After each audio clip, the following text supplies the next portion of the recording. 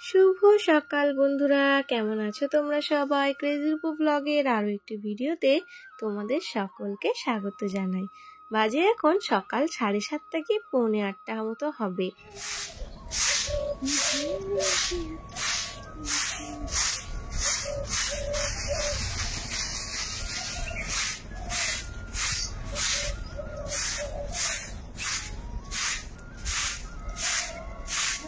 সকাল সকাল নিচে বাসি কাজকর্মগুলো সেরে চলে এসেছি ছাদটা পরিষ্কার করে ঝাড় দিয়ে নিতে। আগের দিন মামারা ছাদের মধ্যে ধান নাড়ে দিয়েছিল, তো ধানগুলো তুলে তো নিয়ে গেছিল, কিন্তু ওই ধুলো বালিগুলো আর ভালো করে পরিষ্কার করে ঝাড় দেওয়া হয়নি। নিজের বাড়ির ছাদ নিজেকেই পরিষ্কার রাখতে হবে সুন্দর করে, তো সেই কারণেই আমি ভালো করে ঝাড়ঝুট দিয়ে নিচ্ছি। যদিও এখন পাতা টাতা খুব আর পড়ে না, কিন্তু ওই যে হাওয়ায় এখন ওই ধুলো টুলো একটু হয়, তো সেই কারণে এখন 2-1 দিন পর পর ঝাড় দিলেও হয়ে যায়। তো ভালো করে ঝাড়ঝুট দিয়ে ওদিকে আমি নোংরাগুলো একেবারে নিচে ফেলে দিচ্ছি। আর পিকলু নিচে ওকে খেতে দিয়েছিলাম, আমি খাওয়া হয়ে গেছে জন্য ছুটে এসেছে আমাকে বলার জন্যে। ওই যে মা পাগল ছেলে, একটু দেখতে না পেলেই ছুটে খুঁজতে চলে আসবে যে আমি কোথায় গেলাম। আর এই যে দেখছো কিরকম দুষ্টুমি শুরু করে দিয়েছে। চলো, আমার ছাদটা তো ঝাড় দেওয়া হয়ে গেছে। আর আগের দিনের কিছু জামা কাপড় থেকে গেছিল, এগুলো হচ্ছে উল্টো দিকে মেলা ছিল, ওই দিকটা তো খুব তাড়াতাড়ি ছাওয়া পড়ে যায়, যার কারণে শুকায়নি। তো সেগুলোই আবারও ভালো করে আমি মেলে দিচ্ছি। আর ইকলু আবার রাত্রে কি করেছে, এখন বিছানায় হিসি করা শুরু করে দিয়েছে, ওই জন্য একেবারে ক্যাথা ট্যাথা সব তুলে এনে মেলে দিয়েছি। আর এদিকে যেই আধা শুকনো জামা কাপড়গুলো ছিল সেগুলো মেলে দিয়েছি। আর এই সকাল সকাল এই ঠান্ডার দিনে যখন এই ঝলমলে রোদটা ওঠে, কি ভালো লাগে না বলো। চলে এসেছি নিচে, ঘরের ঝুলগুলো একটু ঝেড়ে নিচ্ছি। খুব বেশি ঝুল হয়নি গো, কারণ চেষ্টা করি অল্প থাকতে থাকতে ঝেড়ে দিতে, কারণ প্রত্যেক দিনই প্রায় মাকড়সায় জ্বালা বাঁধে, জানো তো। এই এখন আমি পরিষ্কার করছি, আজকেই সন্ধ্যাবেলায় দেখবে আবার জাল বাঁধতে শুরু করে দিয়েছে। তো যাই হোক, ঝুল টুলগুলো ভালো করে পরিষ্কার করে নিয়ে একবারে ঝাড় দিয়ে বের করব। তো কাজ করতে করতেই চলো তোমাদের সঙ্গে কিছু জরুরি কথা শেয়ার করি। ভেবেছিলাম কথাগুলো বলবো না, কিন্তু না বললেও নয়। আসলে কি বলতো, একটা মেয়ের কাছে তার সংসার, তার স্বামী কিন্তু সবার প্রথমে, ঠিক আছে। আমার কাছে যেমন আমার স্বামী, সন্তান, আমার সংসারই কিন্তু আমার ফার্স্ট প্রায়োরিটি। তো তাদের উপরে যখন কেউ আঙুল তুলবে বা তাদের উপরে যখন কেউ কোনো প্রশ্ন তুলবে না, তখন চুপ থাকা যায় না। শুধু আমি নয়, এটা যে কোনো মেয়ের কাছে কিন্তু সবার প্রথমে আসবে, বা তাদেরকে নিয়ে কোনো কথা বললে, তার পরিবার নিয়ে কোনো কথা বললে কিন্তু সেই মেয়েটার গায়ে লাগবেই। তো আমারও লেগেছে, বা আমিও মানে বেশ কষ্ট পেয়েছিলাম, বা আমার মনে হলো যে তার চোখ দুটো খুলে দেওয়ার, তার চোখে আঙুল দিয়ে দেখিয়ে দেওয়ার যে আসলে সত্যিটা কি। তো সেই কারণেই আমার এই আজকের ভিডিওর মধ্যে আমি কথাগুলো বলছি।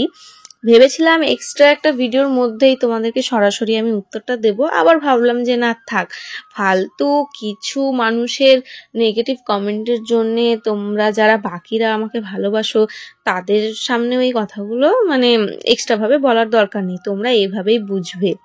তো যাই হোক, ঘরের ঝুল টুলগুলো আমার ঝাড়া হয়ে গেছে, এদিকে কিছু জামা কাপড় ছিলই, তো সেগুলো আবারও কাচতে বসে পড়েছি, কারণ পরে থাকলে আবার দেখবো পরে জড়ো হয়ে গেছে।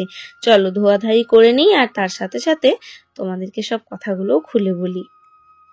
বাজে এখন দুপুর 3:30, সূর্যি মামা ধীরে ধীরে কিন্তু অস্ত যাওয়ার পথে। তো দুপুরবেলার স্নান, খাওয়া দাওয়া, রান্না বান্না সবই কিন্তু হয়ে গেছে। এখন এদিকে যেই জামা কাপড়গুলো আগের দিনের আমি সকালবেলায় মেলে দিয়েছিলাম আধা শুকনো, সেগুলো কিন্তু সবই শুকিয়ে গেছে, তাই সকাল সকালই তুলে নিচ্ছি। আর একটু পরেই তো হুট করে বেলাটা ডুবে যাবে, দিয়ে জামা কাপড়গুলো সব আবার শিশিরে নেশমে যাবে।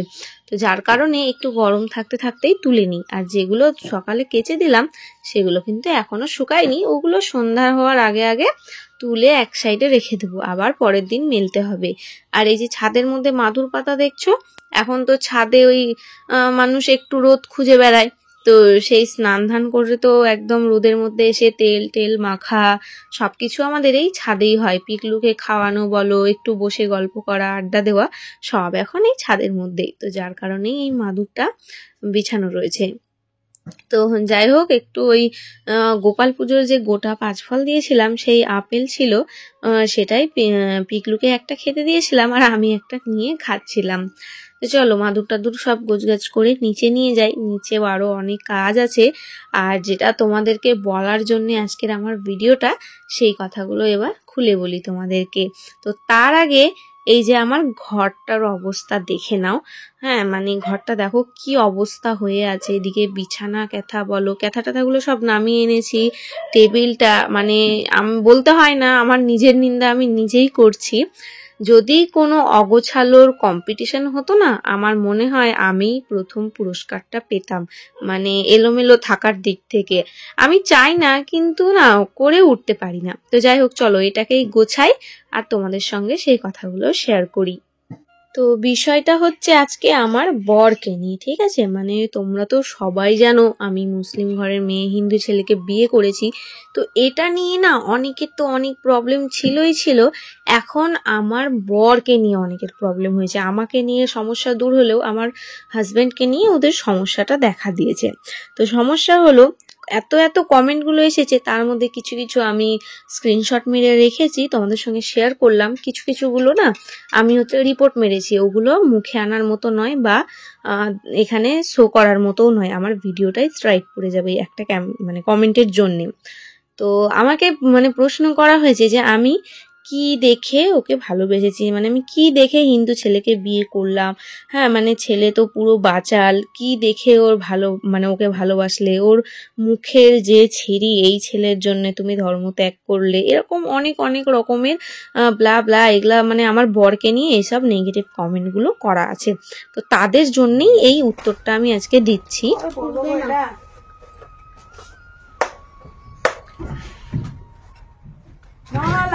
हार मेरा 9 लाख का हीरो का हार। আরে দোকানের এই এক পিসি বাস ছিল, এই সেটটা নাই তো, বড়গুলো তুলছিল না বক্সের মালগুলা। থাক, আমার জন্য থাকবে, তো পুরি নিয়ে গেলাম একটাও, তাই না? কোথায় আর করবো, ভাইয়ের বিয়ের সময় করবো। ওর বিয়ের আশা আমি ছেড়ে দিছি। এত জাম করে রাখবো, এগুলা রাখবো। যা তুই খেলা কর, যা বাবা খেলা করছিস, যা না যা ইচ্ছা খেলে বেড়া, যা। আচ্ছা, প্যান্টটা তো খুলে যাচ্ছে, উঠে নে, যা।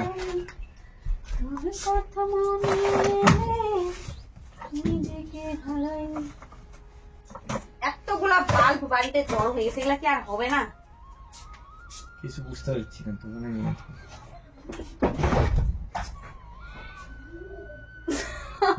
ঠিক করাবো, এমনি জায়গা ধরছে না। আর দেখো তো, এত এগুলা ফালতু জিনিসে ঘর পড়ে আছে। শোকেসটা ঝাড়লে এখন কতগুলা যে ফালতু জিনিস বেরোবে, যা ভালো লাগবে না। অবশ্য আমার জিনিস বেশি আছে, সেটা বড় কথা নয়। বড় কথা হচ্ছে আলতু ফালতু জিনিস ঢুকে থাকে। ডিম নেই রে একটু, কেন ভাত খাবে না? শুধু ডিম খাই সেটা বলো, এগুলা কেন উল্টে যাচ্ছে তো? এই যে দেখো, এরকম ছিল না, এরকম কেন হয়ে গেছে? অনেকদিন হয়ে গেল না, ওই দিকটা ছেড়ে গেছে পেরেকগুলা। আমি এদিকে ঘর গোছাতে শুরু করে দিয়েছিলাম আর পিকলুর বাবা আবার দোকান থেকে বাড়ি চলে আসে। আসলে এখন সেরকম কোনো কাজ নেই কো দোকানে, যার জন্যই দুপুরবেলায়ও বাড়ি চলে এসেছিল, বললো এসে একটু রেস্ট নিয়ে একেবারে সন্ধ্যার আগে আগে যাবে। তো ভাবলাম যে ভালোই হলো, এসে গল্পের তালে তালে বেশ আমার কাজকর্মগুলো হয়ে যাবে। আর এত ভ্যাংচাচ্ছে আমাকে, মানে এই আমার জিনিসপত্রগুলো নিয়ে অনেক রকম গল্প আলোচনা আমরা করছিলাম, গল্পের তালে তালে ভাবছিলাম কাজগুলো হয়ে যাবে, কিন্তু দেখো কি রকম ভাবে আমাকে ডিস্টার্ব করছে। যাবো যাবো, একটু আদর করে ডাকো, প্যার সে, থোড়া সা প্যার সে। যাকে চলো, অনেক হাসি মজাই আর কি করে নিলাম বরের সাথে। ও চলে গেল মাঠে, ক্রিকেট খেলছে ছেলেপেলেরা সেখানেই, আর আমি আবারও মনোযোগ দিয়েছি আমার ঘর পরিষ্কার করায়। এবার বলি যে আমি কি দেখে হিন্দু ছেলেকে বিয়ে করেছি, ঠিক আছে? একটু মন দিয়ে শুনবে, না ছাড়া তো আবার এইরকম গবেটের মতো প্রশ্নগুলো তোমরা করবে, তাই না? তো যে কমেন্টগুলো করেছো তারা ছেলে মেয়ে দুজনেই আছো, ঠিক আছে? আমি জানি না তোমরা হিন্দু না মুসলিম, কে কমেন্ট করেছো, ঠিক আছে? তোমাদের বয়স কিরকম সেটা আমি বলতে পারবো না, কারণ আমি তো তোমাদেরকে চোখে দেখিনি, জাস্ট তোমাদের আইডি গুলো শো হয়েছে। তো তোমাদের নাম নিচ্ছি না আমি।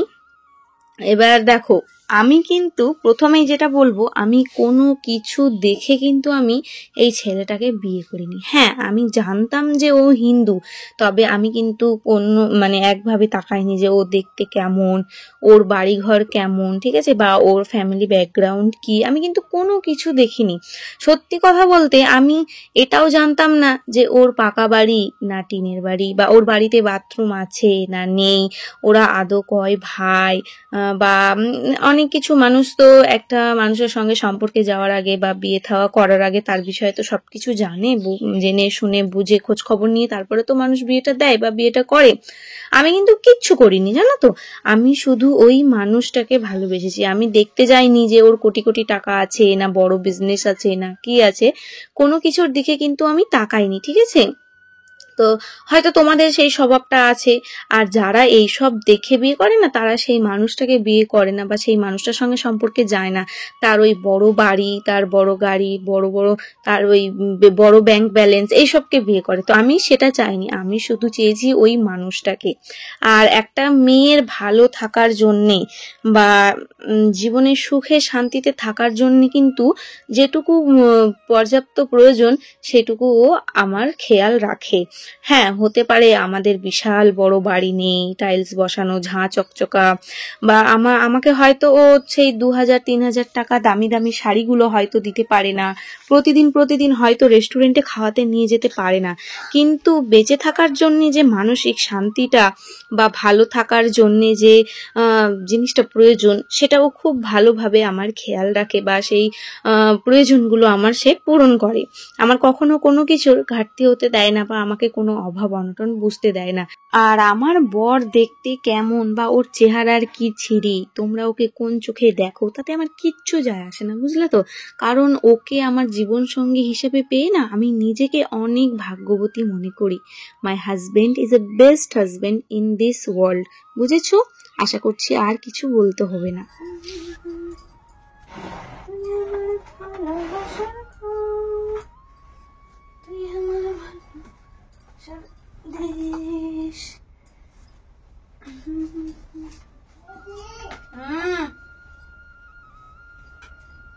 বই নিয়েছিস? হ্যাঁ। আয়। এই যে তোমাদের দাদা দাও। পিকলু কোথায়? পিকলু ওই যে ওই ঘরে আছে, ডেকে নিয়ে তো। বল হয়ে গেছে, আর ফোন দেখতে হবে না, এবার পড়ার টাইম। কোন ঘরে? ওই ঘরে, নতুন ঘরে, দেখ যেখানে খেলনার জিনিসগুলো আছে। বল হয়ে গেছে, আর ফোন দেখতে হবে না। কি রে, লাঠিটা নিয়ে যাবো আমি এবার? আমি কি লাঠিটা নিয়ে যাবো এবার? উঠে আয়।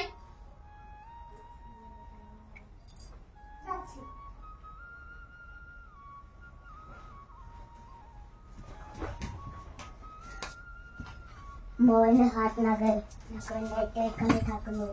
চলো ব্যাগ নাও, ওঠো।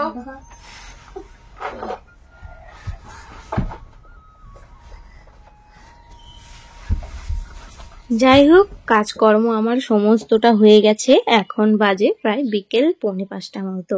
ঘর ফর গুছিয়ে ওই পিকলুর পান্ডাটা একটু ওই জোড়ার ওই জায়গাটায় সেলাইটা খুলে গেছিল, সেটাই আমি সেলাই করতে বসে পড়েছি। আর এদিকে আমি যাদেরকে টিউশনি পড়াই তার মধ্যে এক এক করে সবাই আসতে শুরু করে দিয়েছে। 2 জন পড়ে আর পিকলু তো রয়েছে। 3টে বাচ্চাকে আমি এখন পড়াতে বসবো। তো ওদের বই খাতা খুলতে খুলতে চলো, অল্প একটু জায়গা আছে, সেটা ভাবলাম যে ভালো করে সেলাই করে দিই। তো ভিডিওর মাঝখানে আমার বরকে নিয়ে আমি যেই কথাগুলো বললাম, আশা করছি এর পরে তোমরা আর কোনো রকম নেগেটিভ কমেন্ট করবে না। আমি জানি সবার মুখ বন্ধ করা আমার পক্ষে সম্ভব নয়, কিন্তু কি বলতো, ওই যে কথায় আছে না, ছোবল দিতে না পারলেও মাঝে মাঝে একটু ফোঁস করে ওঠা দরকার। তো সেই কারণেই আমি মাঝে মাঝে উত্তরগুলো দিই, না হলে তো এরা শুধরাবে না, না? তো যদি কোনো ভুল ত্রুটি বলে থাকি, আমি সবাইকে উদ্দেশ্য করে কিন্তু আমি কোনো কথা বলিনি। আমি আমার ব্যক্তিগত মতামত শেয়ার করেছি। আমার বরকে নিয়ে যখন প্রশ্ন উঠেছে, তো তার বিষয়ে উত্তর দেওয়াটা একমাত্র আমি পারবো, তাই না? তো সেই কারণেই আমি কথাগুলো বলেছি। আশা করছি সবাই বুঝতে পেরেছো। আর এর পরেও যদি কোনোদিন আমাদের সাংসারিক বিষয়ে বা বৈবাহিক জীবন সম্পর্কে কোনো প্রশ্ন তোমরা তোলো, আমি এভাবেই কিন্তু উত্তর দেব। কারণ হ্যাঁ, তোমাদের অধিকার আছে কমেন্ট করার। তোমরা ভিডিও দেখো, ভিডিওর বিষয়ে কমেন্ট করো। ব্যক্তিগত জীবনে ঢোকার অধিকার কিন্তু কারণ নয়। না আমি পারবো তোমাদের ব্যক্তিগত জীবনে ঢুকতে বা তোমাদের ব্যক্তিগত সাংসারিক জীবন বিষয়ে কথা বলতে, বা তোমরাও কিন্তু পারবে না। তো এটাই হচ্ছে বিষয়। তোমরা ভিডিও দেখছো, দেখো, ভিডিও নিয়ে কমেন্ট করো, অত গভীরে যাও কিসের জন্য? এই কথাটাই কিন্তু আমি বুঝিয়ে উঠতে পারি না। তো যাই হোক, ছাড়ো সেসব কথা। সবার মেন্টালিটি তো আর সমান নয়। যদি সেটাই হতো তাহলে পৃথিবীটা অনেক সুন্দর হতো আজকে। যাই হোক, সেসব কথা বাদ দাও। হয়ে গেছে আমার সেলাই করা। এবার বাচ্চাগুলোকে ভালো করে মনোযোগ দিয়ে পড়াই। তার সাথে সাথে ভিডিওটাও এখানেই শেষ করছি। কেমন লাগলো সম্পূর্ণ ব্লগটা অবশ্যই কিন্তু কমেন্টে জানাবে। ভালো লাগলে একটা লাইক করে চ্যানেলটা সাবস্ক্রাইব করে আমার পাশে থাকবে। সবাই ভালো থাকবে, সুস্থ থাকবে, সাবধানে থাকবে। দেখা হচ্ছে খুব শিগগিরই পরের একটা ব্লগে। আজকের মতো সবাইকে টাটা।